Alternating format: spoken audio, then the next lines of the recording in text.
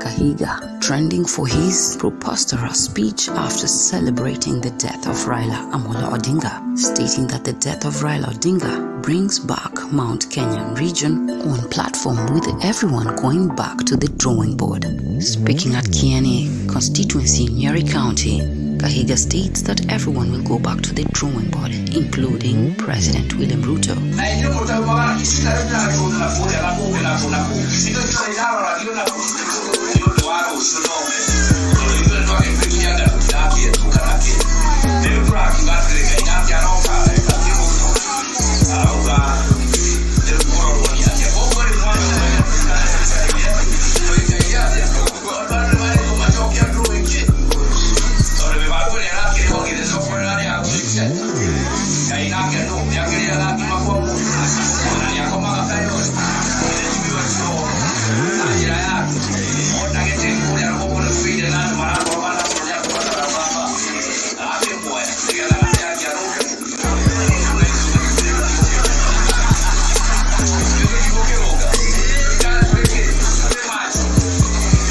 Totally shocking with the translation.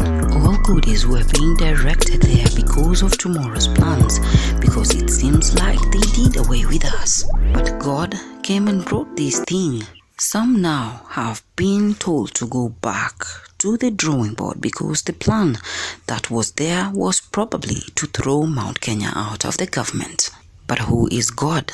Does he take ugali at some days at somebody's house or sleep in Kayole? He came through in his own way. He saw up there people in heaven are disagreeing a lot and came for Baba so that he can go and smoothen things up there. Shocking as the governor sparks an uproar on social media platforms over the celebration of the death of Raila'S Odinga, who celebrates about death anyway. Kahiga has been making rounds of uproars on social media platforms after celebrating the death of Raila'S Odinga, saying Mount Kenya has been saved after Baba's passing because it was their plan to actually terminate Mount Kenya from the government, making everyone, including President William Ruto, to go back to the drawing board, stating further that God heard the cry of the Kikuyu people by sending the angel of death to take away Raila'S Odinga, putting Mount Kenya back on status to reclaim its position since the government was planning to do away with the Mount Kenya region. What do you think Kahiga was trying to state? Diving direct into the point, the death of Raila'S Odinga is going to reshape the entire politics of Kenya, where Mount Kenyan region was going to be cut out and neglected out of the Kenyan politics for future development programs. At a burial ceremony in October 2021, according to the translation circulating online, this is exactly what Kahiga was saying. We prayed, oh yes, in churches under acacia trees in our hearts.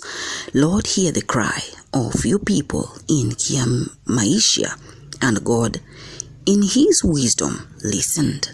He didn't send rain or miracles of stone. He sent the angel of death.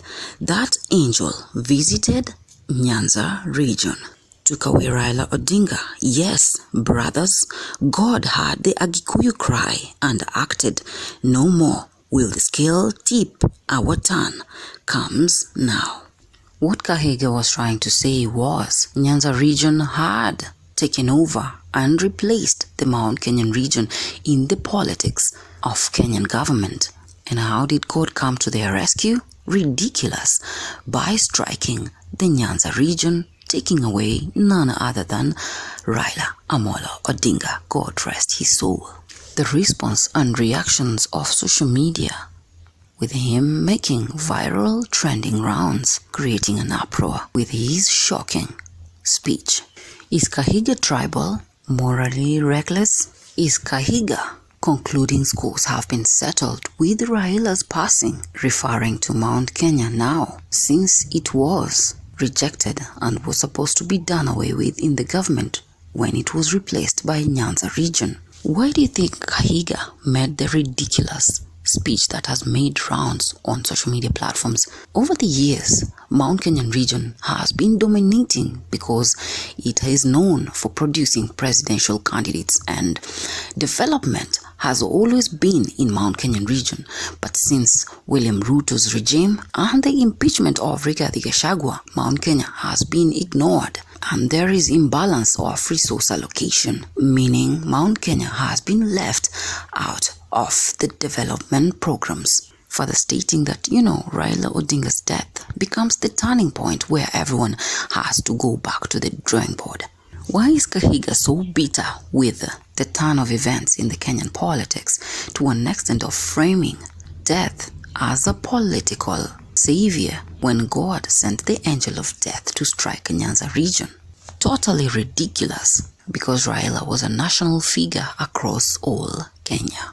Kahiga's speech not only concludes tribalism, he directly insists that there is favorism from God who came and struck Nyanza region. Why did Kahiga make such a ridiculous speech at such a time when Kenyans are still mourning the death of Raila Odinga? Was he cloud chasing to get the attention from the large numbers and crowds that turned up to bury and bid farewell to Raila Odinga? Is it a political strategy for him to send a message where it hurts most? Is Kahiga bitter because William Ruto impeached Rigathi Gachagua and replaced him with Raila Odinga, who was supposed to give him the re-election come 2027? Hence the shocking message. God heard their cry, and the angel of death came to take away Nyanza region, and everyone should go back to the drawing board, including William Ruto, because now Raila is out of the picture. Was Kahiga trying to express his concerns over the neglect of Mount Kenyan region? But how he phrased it was totally wrong.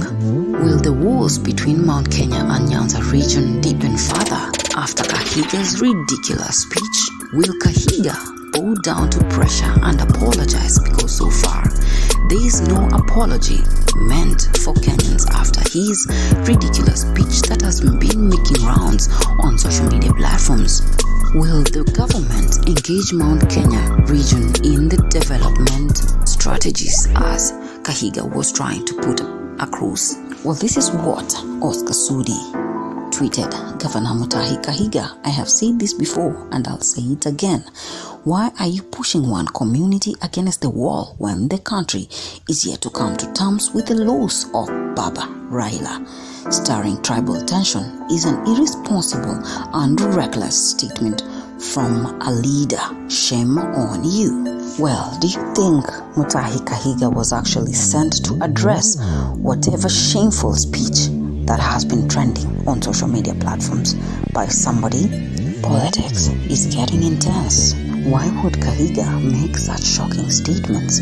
Was he sent by somebody to actually strike the government where it hits hard, concluding on tribal politics, imbalanced development, rejection of Mount Kenyan region?